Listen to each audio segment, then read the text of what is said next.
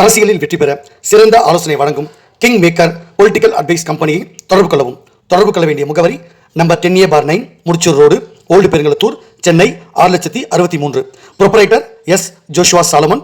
தொலைபேசி எண் 9677006526.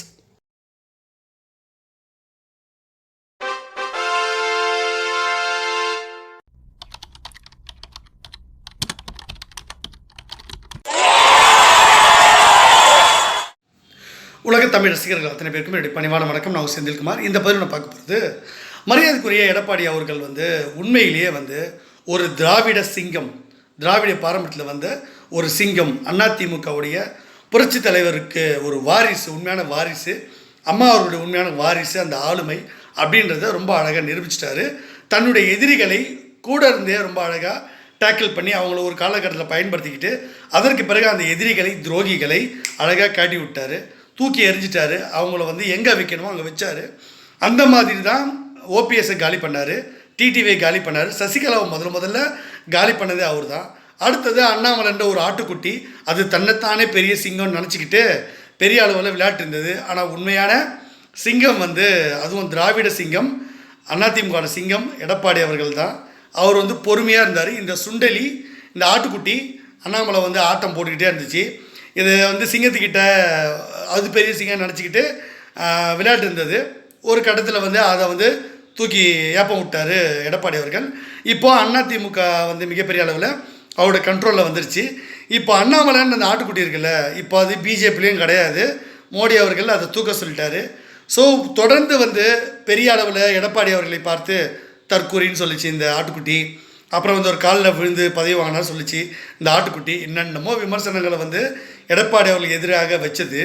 அதாவது இப்போ செந்தில்குமார் நான் அதிமுக விமர்சனம் பண்ணுறதோ, இல்லை திமுக விமர்சனம் பண்ணுறதோ, பிஜேபி ஆட்கள் விமர்சனம் பண்ணுறதோ, அதுக்கு காரணம் என்னென்னா, அதுக்கு பின்னாடி ஒரு அரசியல், ஒரு வியூகம், ஒரு ராஜதந்திரம்.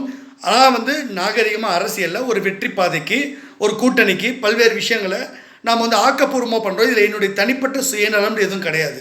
ஆனால் அண்ணாமலை போன்ற ஆட்டுக்குட்டி ஆட்களுக்கு என்ன பிரச்சனை அப்படின்னா, அது என்னமோ பெரிய முதலமைச்சர்னு அது நினச்சிக்கிச்சு. அதுவே தன்னால் பெரிய ஆளுன்னு நினச்சிக்கிட்டு அது ஆட்டம் போட்டுருந்து சுயநலத்துக்காக சொத்து சேர்த்துது.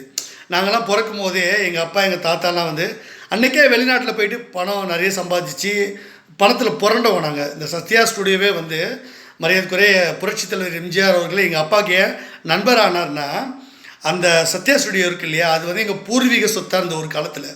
அது அப்புறம் கை மாறி தான் அப்புறம் புரட்சி தலைவர் எம்ஜிஆர் அவர்கள் கைக்கு அது வந்தது. அந்த ஸ்டுடியோ அவங்க அம்மா நினைவாக அவர் வாங்கினார். அதனால் அந்த ஸ்டுடியோக்குள்ளே எப்போவுமே எங்களுக்கு போகிறதுக்கு எங்களுக்கு உரிமை உண்டு. அந்த மயிலாப்பூரில் கிட்டத்தட்ட பாதி இடத்துக்கிட்ட அப்படி சொல்லலாம். அது எங்களுடைய தாத்தாவுக்கு பூர்வீகமாக, தாத்தாலாம் பூர்வீகமாக இருந்தது. அதை நிறைய பேருக்கு சொத்து பிரித்து கொடுத்து, தானம் கொடுத்து அப்படி வந்த பரம்பரை நாங்கள்.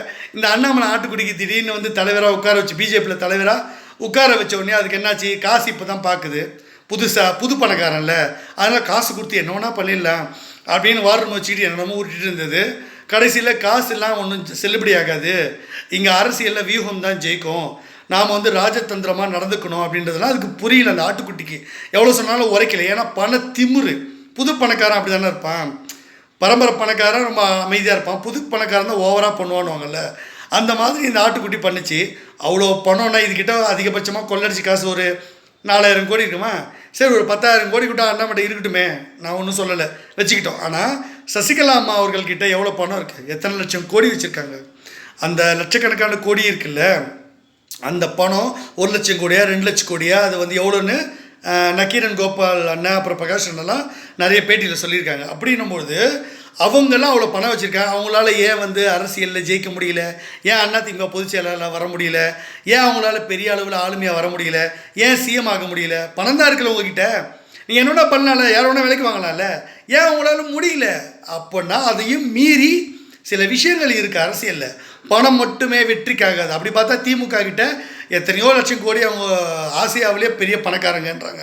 அப்படின்னா அவங்க ஓட்டுகள் லஞ்சம் கொடுத்தோ இல்லை என்ன வேணாலும் பண்ணி அவங்க தொடர்ந்து கலைஞரே ஜெயிச்சிருக்கலாம் இல்லையா? அம்மா அவர்கள் கூட ஆரம்பத்தில் வரும்போது சொத்து குவிப்பாடுகள்லாம் சொன்னாங்க. அம்மா நினச்சா கூட பெரிய அளவில் பணம் இருந்தது அதிமுகவில். அவங்க நினச்சிருந்தா தொடர்ந்து அவங்களே சிஎம்மாக இருந்திருக்க முடியலை. இப்போ பணம் மட்டுமே இங்கே விஷயம் இல்லை, அது இந்த புது பணக்காரனாக இருக்கிற அண்ணாமலைக்கு அது புரியாது. ஆக மொத்தம் எடப்பாடி அவர்கள் வந்து ரொம்ப அழகாக காய் நகர்த்தி இன்றைக்கி இந்த ஆட்டுக்குட்டி அண்ணாமலையை அரசியல்லேருந்தே அகற்றிட்டார். அதிமுககாரங்க பட்டாசு வச்சு கொண்டாடுங்கப்பா. எனக்கு ரொம்ப சந்தோஷமாக இருக்குது.